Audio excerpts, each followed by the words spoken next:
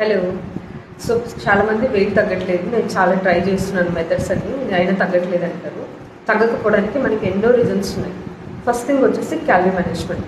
Calorie management అంటే మన morning to night వరకు మనం తినే ప్రతి ఫుడ్లో క్యాలరీస్ ఉంటాయి. వాటి తప్ప ఏ ఫుడ్ తీసుకున్నా క్యాలరీ కింద కౌంట్ అవుతాయి.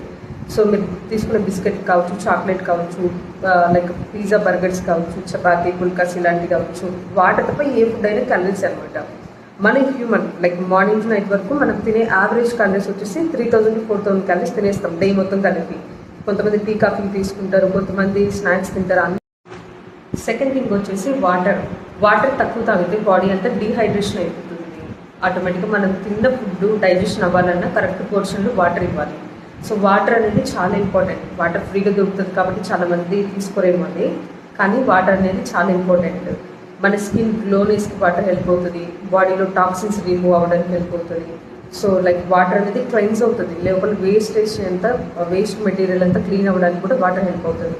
వాటర్ చాలా ఇంపార్టెంట్. ఎవ్రీ సింగిల్ డే మనం ఒక 2.5 to 4 liters వరకు మనం కన్జ్యూమ్ చేయొచ్చు వాటర్ని. సో వాటర్ అనేది మీరు కరెక్ట్ పోర్షన్. థర్డ్ థింగ్ వచ్చేసి స్లీప్ గైస్.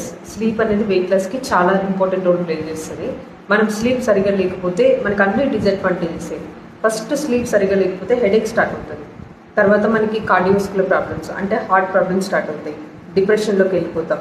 సో బరువు తగ్గడం చాలా కష్టం అవుతుంది. స్లీప్ సరిగా లేని వాళ్ళకి కాన్సన్ట్రేషన్ కూడా ఉండదు. తిన్నప్పుడు కూడా బాడీకి అంత ఈజీగా పడదు. సో అది కూడా మనకి disadvantage.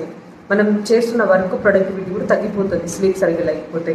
So mental health problems కానీ, ఐ కింద బ్లాక్ స్పాట్స్ రావడం కానీ, ఓవరాల్ హెల్త్ అనేది దెబ్బతీస్తుంది.